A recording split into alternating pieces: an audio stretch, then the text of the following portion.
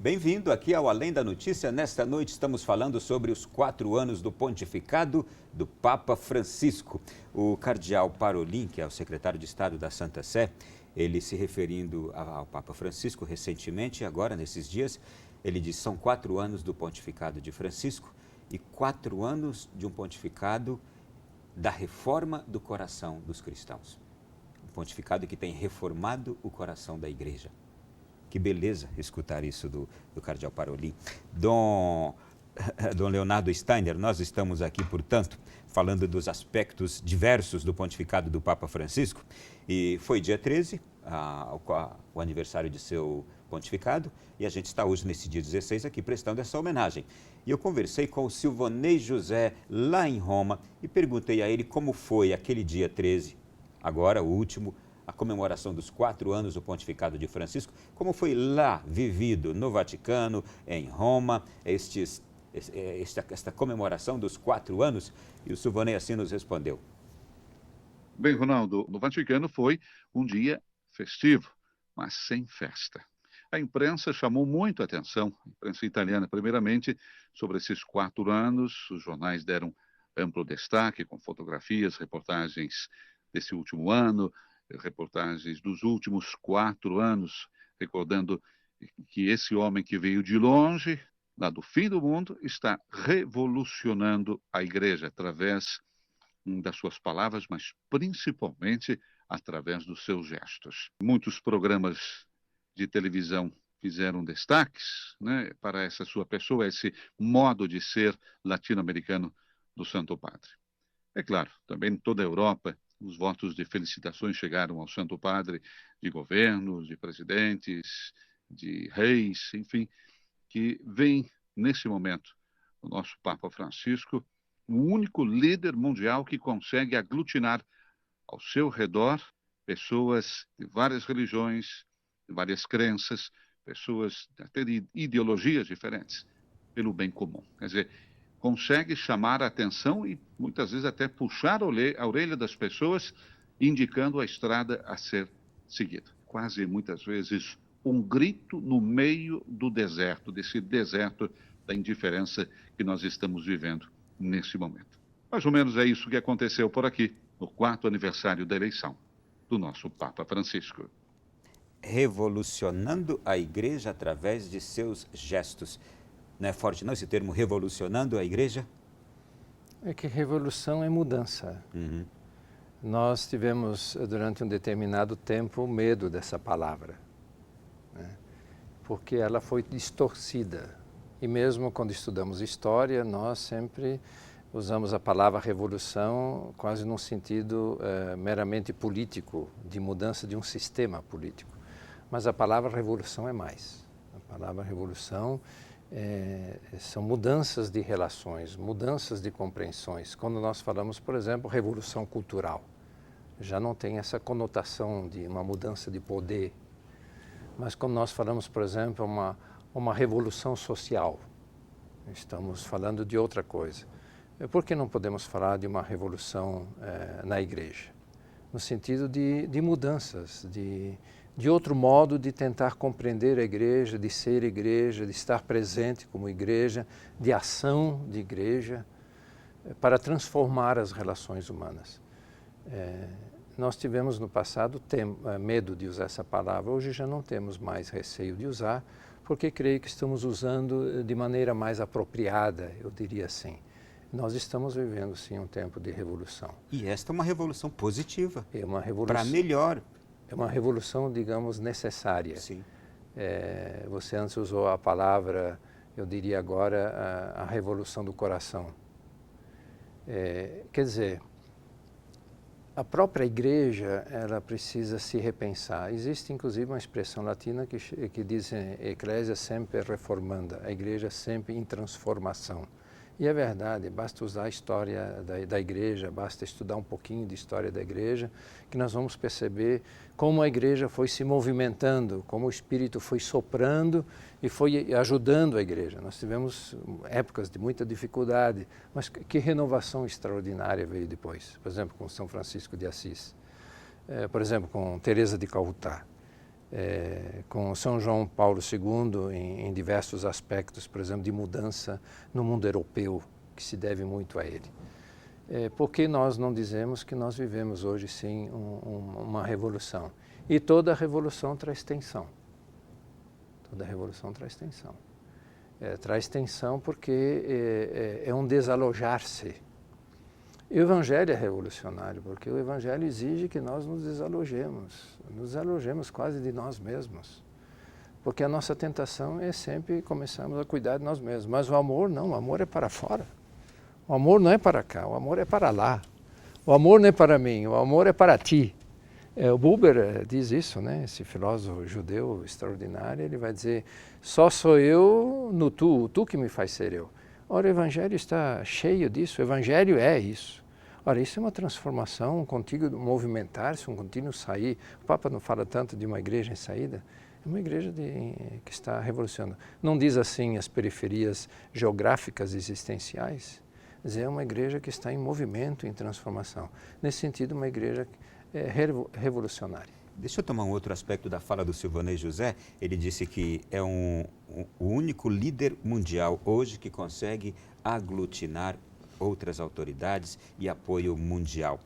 E a gente já não disse isso também, por exemplo, de outros grandes papas que tivemos bem recentemente, João XXIII na crise dos mísseis, depois João Paulo II mais recentemente quando na reunificação da Europa, queda de comunismo e tantas coisas. A gente já não disse isso de Bento XVI, sua força moral também.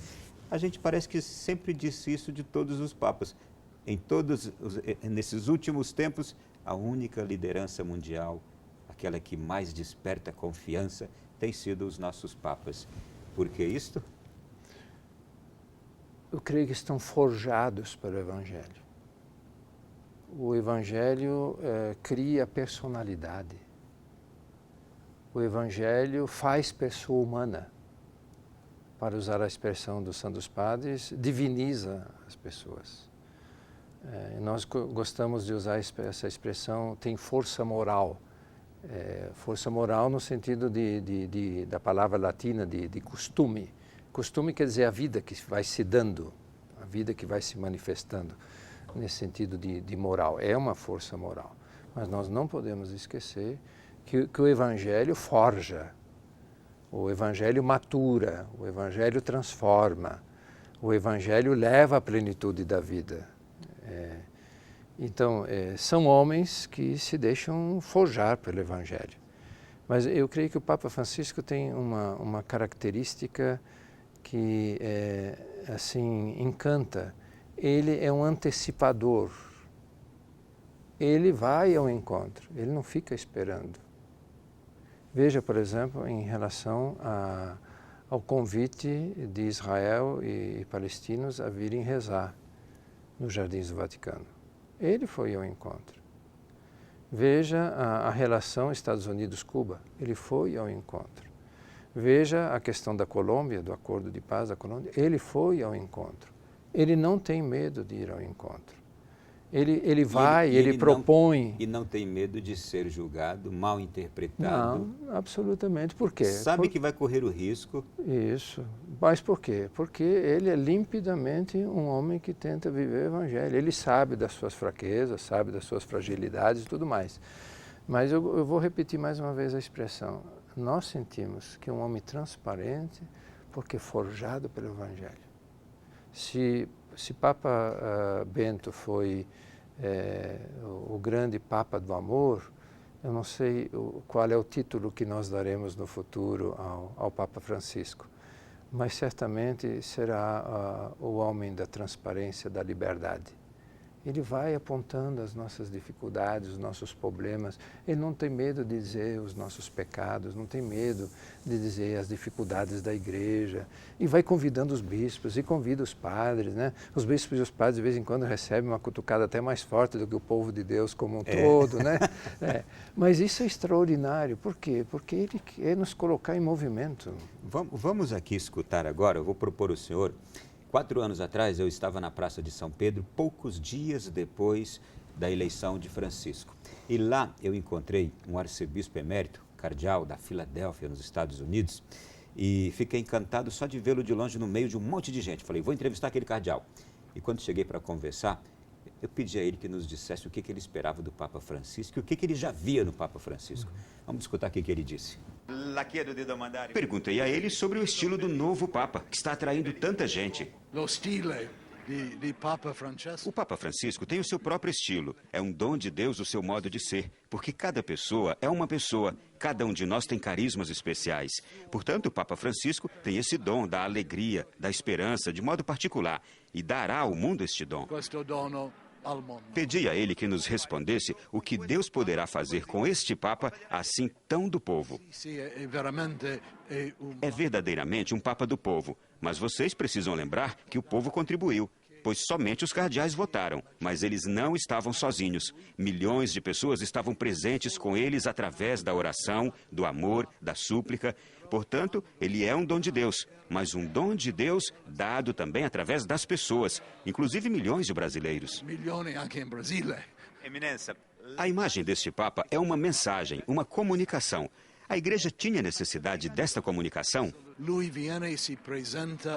Este Papa hoje se apresenta em uma continuidade. Ele dá prosseguimento à mensagem de seus predecessores. Ele anuncia o Evangelho, o mesmo Evangelho de sempre. O Evangelho de nosso Senhor Jesus Cristo, que nos convida à conversão, que nos convida a voltarmos-nos para Deus, a aceitarmos o seu amor. Viver no seu amor e viver o amor entre nós. É a civilização do amor que o Papa prega. Que o Papa predica, que o Papa proclama. Se confirmou ou não, Dom Leonardo, tudo isso que esse cardeal disse? Mais do que confirmado, mais do que confirmado. Ele é um pregador pelos gestos. Os gestos falam, às vezes, mais do que as palavras. E as imagens que ele usa falam demais, são tão plásticas. As palavras usadas, elas são plásticas. Eu estava uma vez numa das audiências de quarta-feira, e foi bonito ver o Santo Padre subindo até o lugar onde ele se assenta, mas quem estava acompanhando o Santo Padre? Não eram os guardas, não eram os cardeais, não eram os padres, era um grupo de imigrantes. E eles se sentaram lá perto dele. Quando terminou a audiência, o que o Papa faz? Eles tinham uma faixa. O que o Papa faz? Chamou eles perto e ele esticou a faixa na frente para que eles segurassem, para que o mundo tirasse uma fotografia. Aquela fotografia foi mundo afora. Ora, não tinha palavra, mas tinha palavra. Aquele gesto é um grito. Aquele gesto foi um grito. Um grito para recordar que existe uma realidade humana que está sofrida e que está descartada. E ele insistindo para que houvesse da parte da Europa uma receptividade maior. Então tem razão o cardeal, que a vida dele está pregando. É um homem que prega pelos gestos, Por exemplo, no tempo da misericórdia não visitou orfanatos, não visitou asilos e assim por diante. Ele não foi ao encontro das pessoas, não foi visitar prisões e assim por diante. Quer dizer, os gestos dele falam. Eu estava elencando justamente isso aqui. Foi visitar prostitutas ou ex-prostitutas, recebeu padres que deixaram o ministério, ex-padres, mendigos, pessoas de rua. Ele, de Tomou fato, refeições com os mendigos. Viu? Sim. Ele tem hoje, no Vaticano, tem um lugar para eles poderem tomar banho, tomar refeição. Para dormir. Isso. Protegidos do frio. E aqui eu tomo a frase também do cardeal Francis Rigali, que ele diz, é o Papa que a Igreja pediu, que a Igreja rezou. Não se esqueçam, vocês pediram um Papa assim. Foi isto. Eu diria até mais, né? Nós olhamos para a figura do Papa e talvez pudéssemos fazer assim, olhar a história. De onde veio este homem?